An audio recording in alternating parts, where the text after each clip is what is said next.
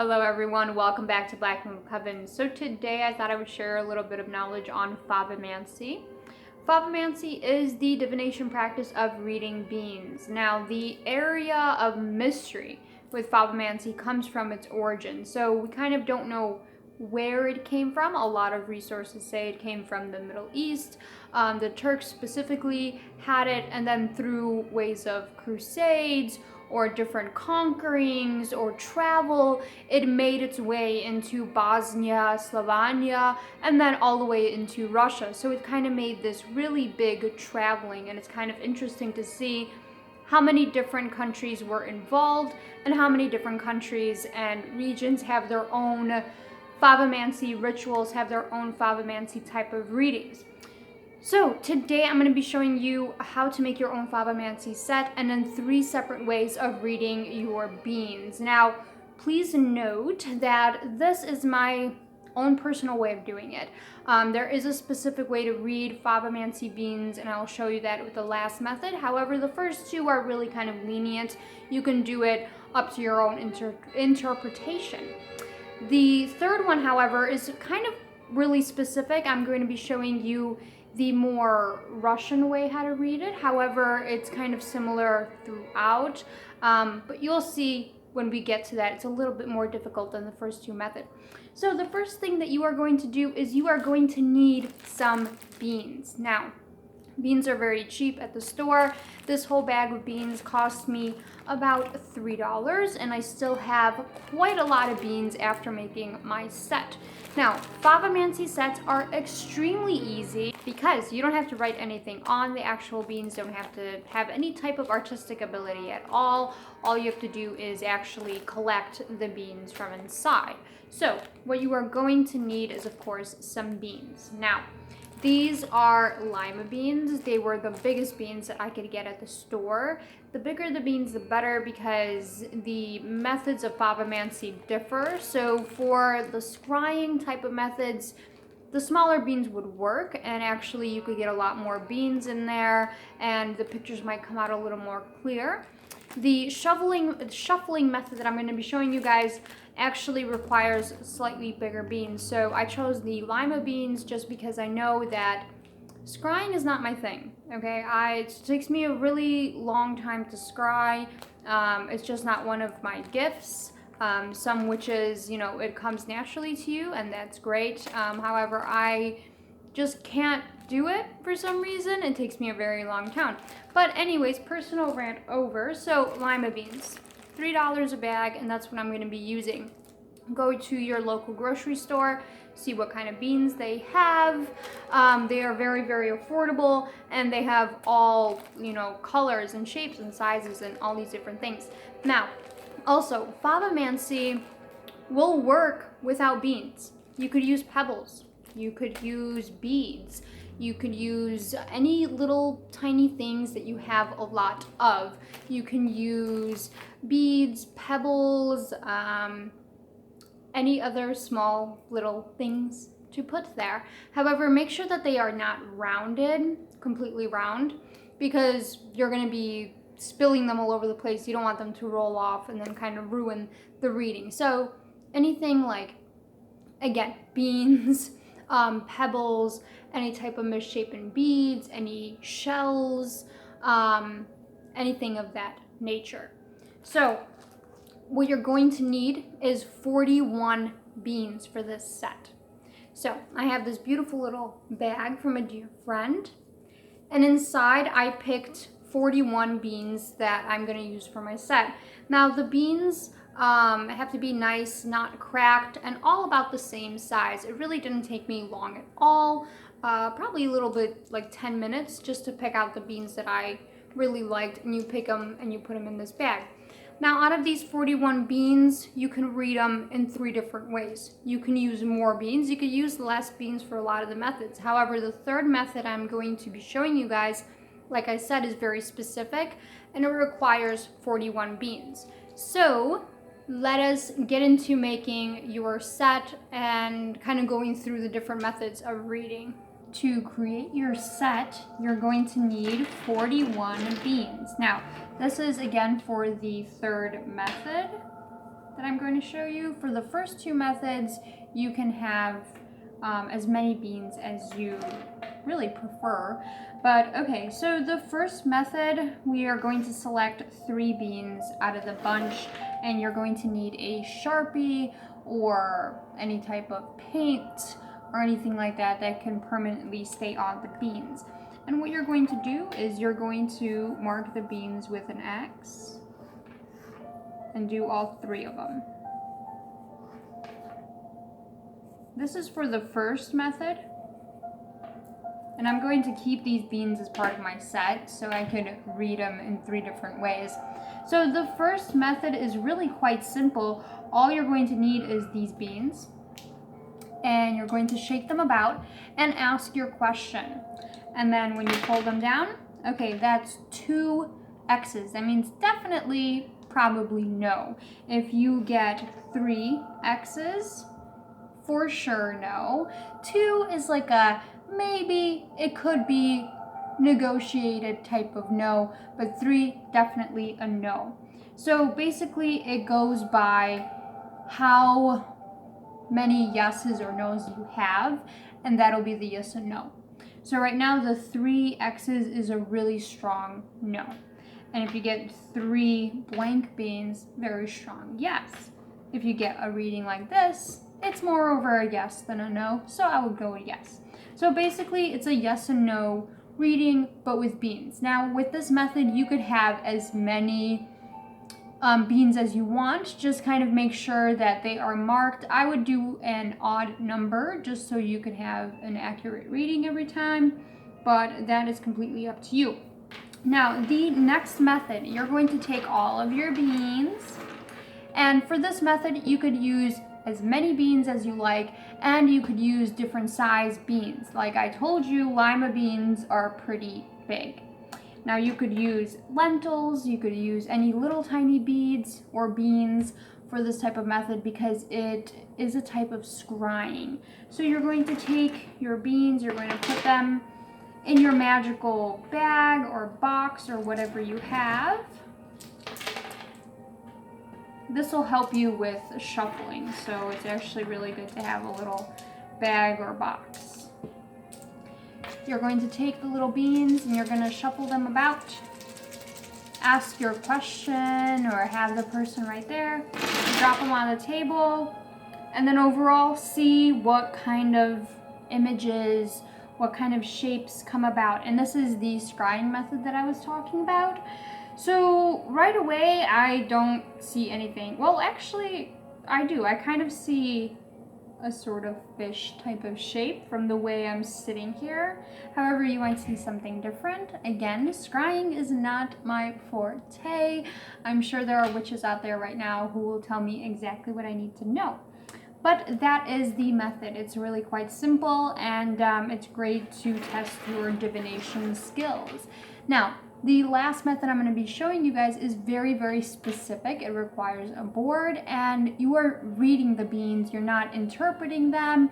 You're not looking for images. You're reading them like a deck of cards, like tarot. So for the next part, the next method that I'm going to be showing you, you are going to need 41 beans, exactly 41, and you are going to be required to make a tablet or a tableau. Now, 9 squares, each square means something different. So now you can see kind of what I was talking about when I was saying reading the beans. Each square will have its own meaning, and the number of beans that land in each square have a specific meaning to them. So the tablet, there are a couple different ways to read it. There is, a Russian way. There is a more Middle Eastern type of way, a more Bosnian type of way.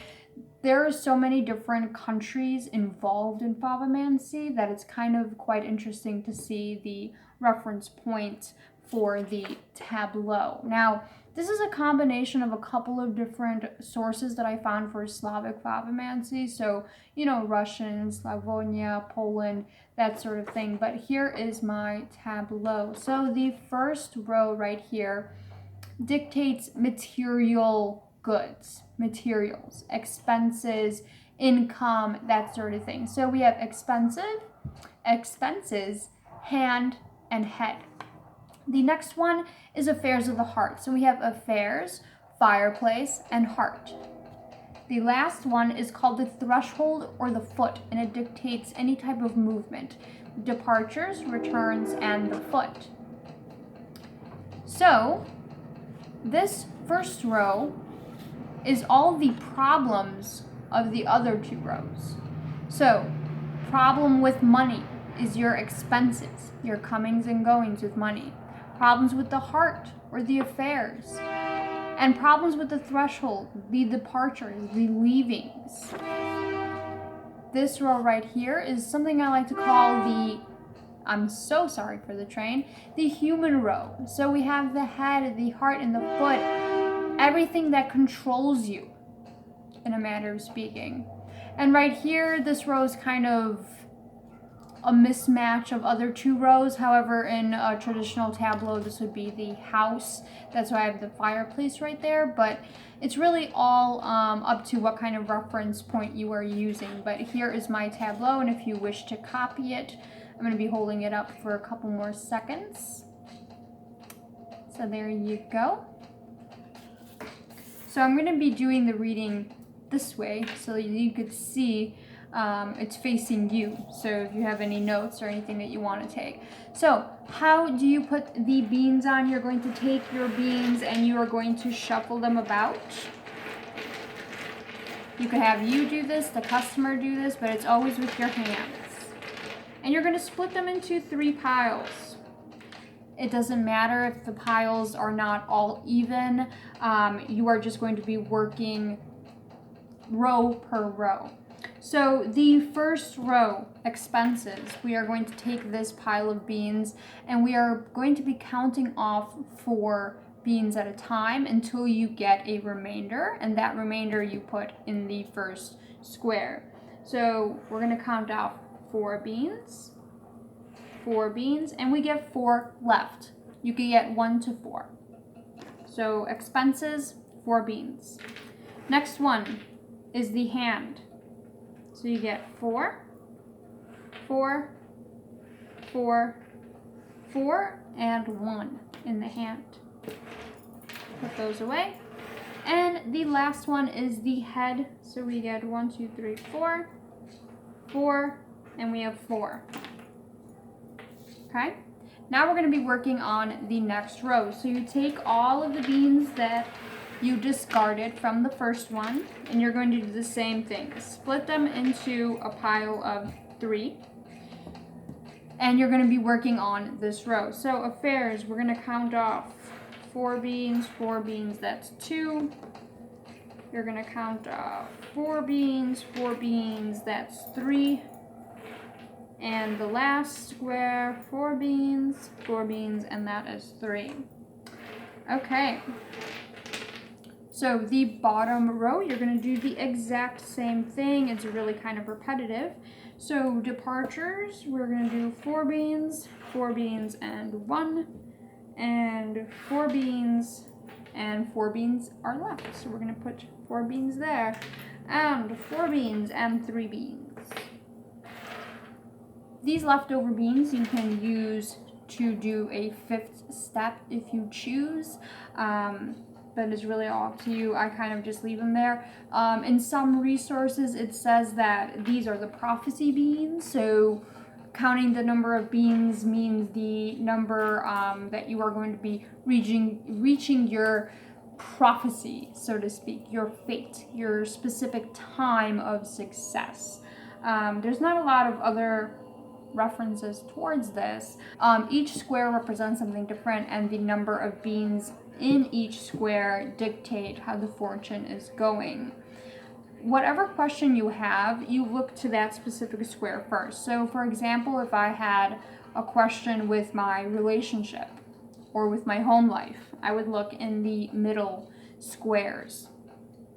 Another thing that you have to know is that odd number of beans is good fortune, good stuff. And the higher the odd number, the better. Now, no, worse, sorry, it's the opposite. The higher the odd number, the better. The higher the even number, worse, because even numbers are bad. So in Favomancy, it's kind of twisted around. Odd is good and even is bad. So here we go. For example, say we had a question about the affairs of the heart of the home life. So we see that we have 2 beans in affairs. So not that great. You could say there's been a couple of things that you should look out for. Fireplace means the home life. So the home life with your significant other. Very good. It's odd. There's 3 beans. It's pretty good, pretty happy place, pretty happy home life. The heart, 3 beans as well. So pretty fulfilled type of heart, because if you can only get 1 to 4 beans, your heart is pretty full. The affairs though is kind of worrying. So there might be some unresolved issues in the terms of the heart. Now let's focus on the expenses. So here we see something very interesting. The expenses have 4 beans, which is it's a no-no. The hand has only 1 bean, which is good, but it's not great. So it's like the hand is almost empty because you're spending a lot. You're spending a lot more than you are earning. And your head is like not in the greatest place right now. There is 4 beans there, so it's kind of maybe too stressed or too worried about what's going on here. But either way, it's not that great. So let's look down in the bottom row, the threshold row. So we have the foot with 3 beans, which is awesome. It's great. That means that it's very stable, that you're very connected, that you're very comfortable where you're at. You're not going nowhere. The returns is 4 beans. Not so great. So that's probably like the worst you can get is 4 beans. That means a lot of bad things are coming back to the surface, are coming back to you. So maybe something from the past, but a lot of bad things are coming back. And departures is good, only 1 bean, so nothing is really leaving. You're not losing anything, but a lot of bad things are coming back. So from this reading, it's actually quite good. You're pretty stable. Your heart is great. Your head is kind of not in the right place, and so on and so forth. So that is Favomancy. Hopefully everyone enjoyed this video. I thought it would be really cool to kind of show off a more old world, old tradition, folk magic type of divination. I think Favomancy fits all those bills, and I think it's really cool, and I wanted to kind of shed more of a light on actually practicing it. So just like with any type of divination, Favomancy requires a lot of practice and a lot of time to actually get it right, to actually be able to read. Now this is just was like a play reading. You have to obviously put in a lot more time and a lot more effort than just throwing beans up there and reading it. But I think it's an excellent skill and something a little more interesting than your tarot or your pendulum working. There are about millions and millions of different divinations that you can do, so really limiting yourself to just the more practiced divination, you're gonna miss out. Especially practices like these that probably won't be around so much because they're getting overshadowed and overlooked. So here we go, Favomancy, and it was awesome to do this video and shed a little bit more light on this specific type of divination. If you haven't joined the coven, please go ahead and do so. Just subscribe to my YouTube channel for more witchy content. Follow me on all social media where I post a bunch of cool blogs, so follow me on all of the aminos there. And until next time, have a lovely rest of your day.